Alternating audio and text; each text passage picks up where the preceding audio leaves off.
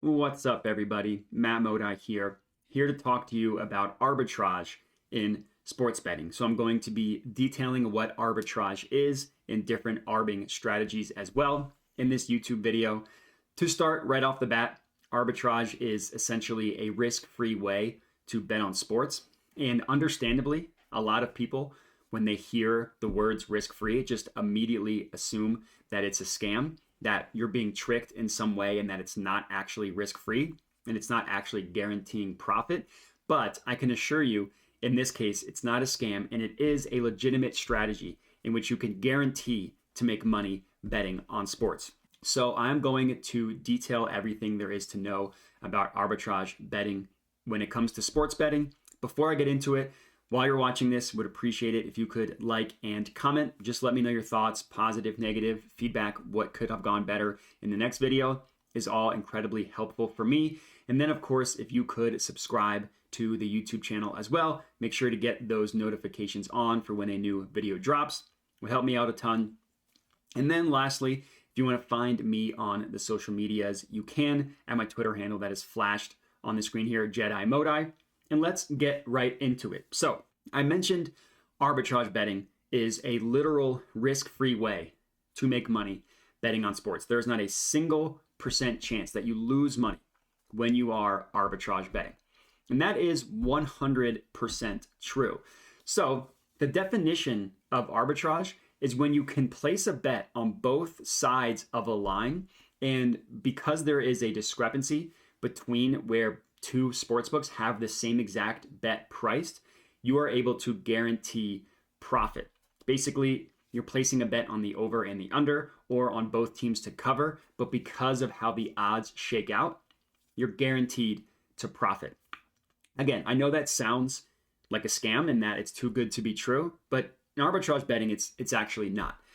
And the way I like to describe in detail arbitrage betting to kind of make it make sense to people, it's not necessarily just limited to the sports betting world. There are arbitrage opportunities in the real world. It's essentially supply and demand and buying and selling. The example that I like to give, so let's say you're interested in selling baseball cards, right? You have a really, really good Aaron Judge rookie baseball card, or you're in the market for an Aaron Judge baseball card. So seller one, someone who is selling this card, is willing to sell it for $200. So you could say, okay, I could buy this Aaron Judge baseball card for $200. And let's say you're searching on social media, on Twitter, you're talking to your buddies, and you find out that there is someone who is willing to buy the Aaron Judge baseball card for $250. Well, if you think about it, that is a guaranteed profit of $50, right? You would buy it from seller one for $200. You would sell it to seller two for $250, and you would make that $50 profit. That is an example of arbitrage in the market.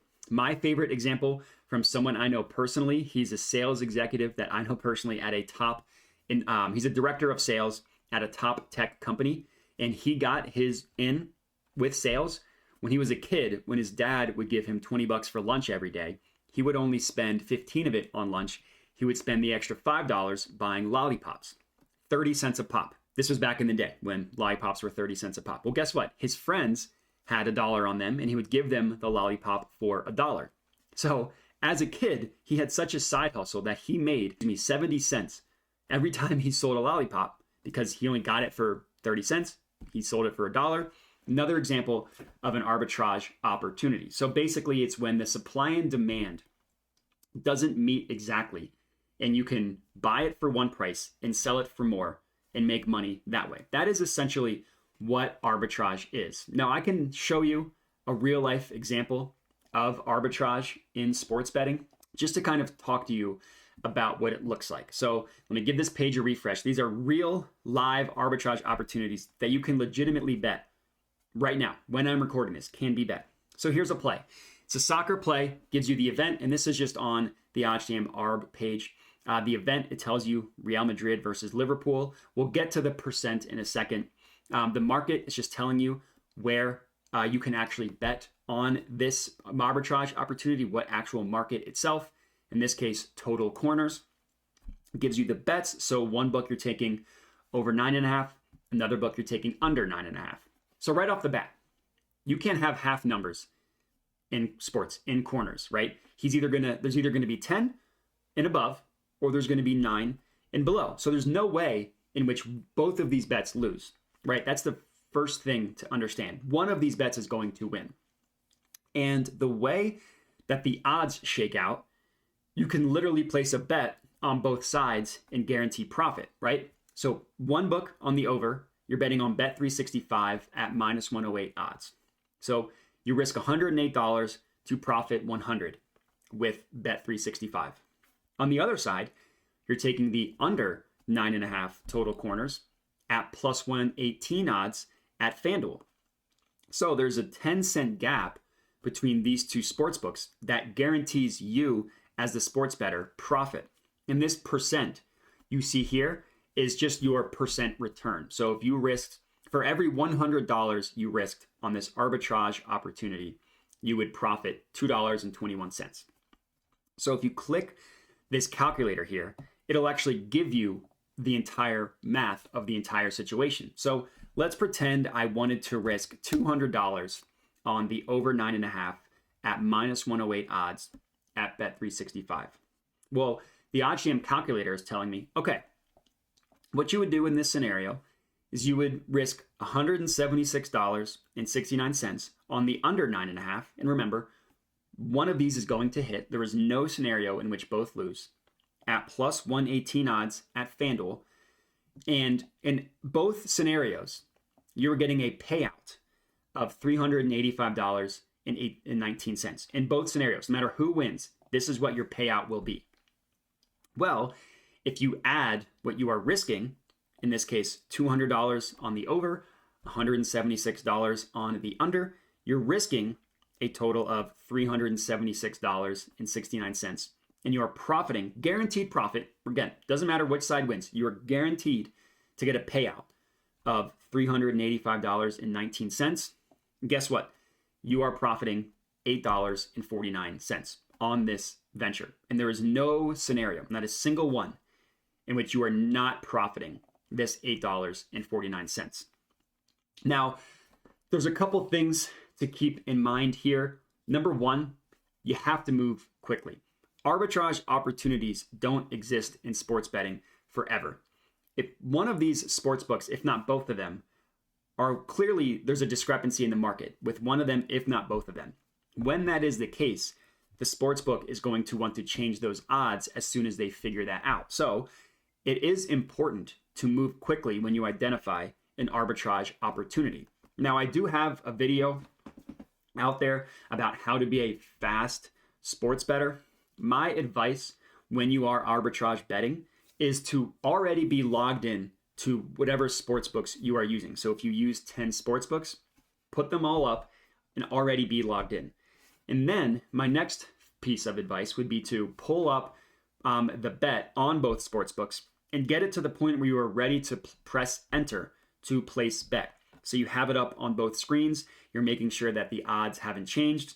Then you click place bet essentially at the same exact time to make sure that the odds don't change on you when you are in the middle of placing it. So you want to pull up both bets at the same time so you can press enter at essentially the same time. That's the strategy of when you identify an arbitrage opportunity. But one point that I want to make, and a lot of people ask me, is, okay, well, why does an arbitrage opportunity even exist? Like, why is there a scenario where the sports books are so misaligned that you can literally place a bet on both sides and guarantee a profit? And that's a really good question. I understand that. And the answer is, and the way you need to think about sports betting, is that each sports book is like an independent financial market, meaning they come to their odds independently. So FanDuel has one method of coming up with odds. Bet365 has another. And because of this, because they each are kind of their own independent financial market, opportunities can exist where they have mispriced lines, right? Not every single sportsbook is going to have the correct way of pricing odds.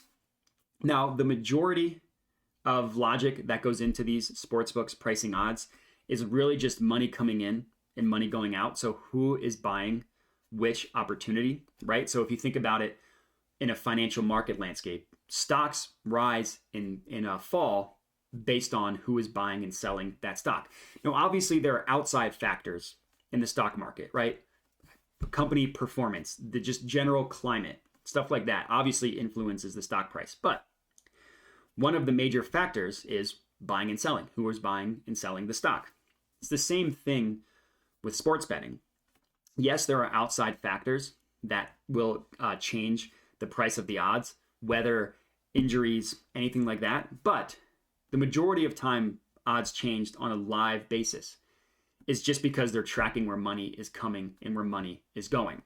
So if you want to go back to this example, all that really comes down to is that Bet365 and FanDuel have received different money, meaning the money has come in on a different way based on the over and based on the under.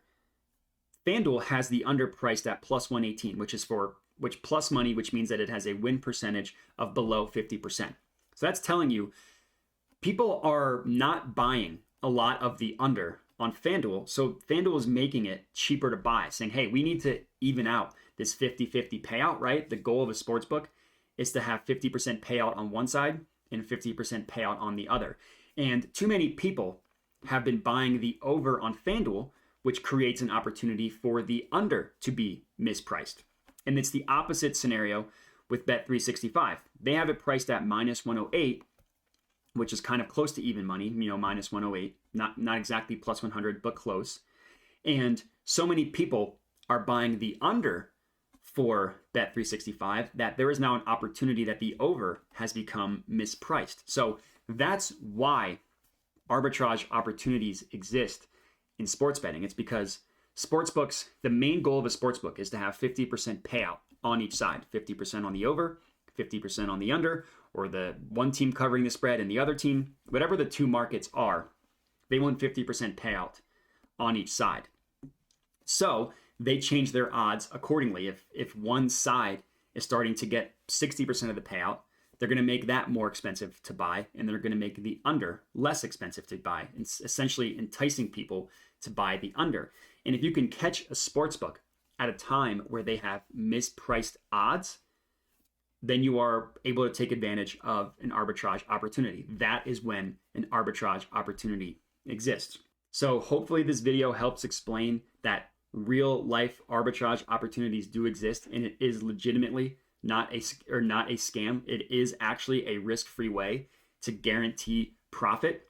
But as you can see, the profit margins aren't always incredibly high, right? Like for the highest example, we are guaranteeing a 2.21% profit. As we go down, it starts to get a little bit lower to a 0.34% market. So a lot of people ask me like, okay, if arbitrage is risk-free and there is no scenario in which I'm losing money, why doesn't every single person do this? And there's two reasons why. You need to have a high bankroll in order to make meaningful profits. And not everybody in the world simply has that amount of money that they can play with. Because when you're arbitrage betting, because you are betting on both sides, your risk in terms of amount risk, I don't mean your risk in terms of you might risk losing, I just mean the stake, the amount of money that you are staking is higher with arbitrage because you are betting on both sides of the line. In the first example I gave, we risked $376 to profit $8. Not everybody is going to have $376 to blow on one opportunity to profit $8, right? They're just not going to have that much money to spare. So the strategies that people use when they're arbitrage betting is to almost supplement their real sports betting on actual non-arbitrage opportunities.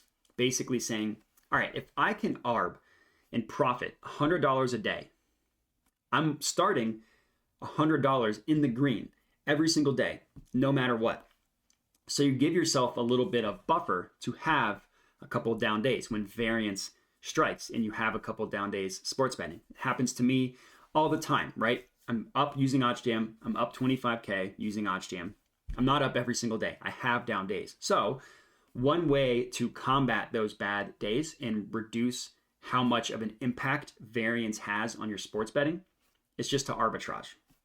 Another reason why, and this is just an unfortunate reality of sports betting, is limits. Sportsbooks will limit the amount of money that you are able to place on bets. Now, some sportsbooks are better than others.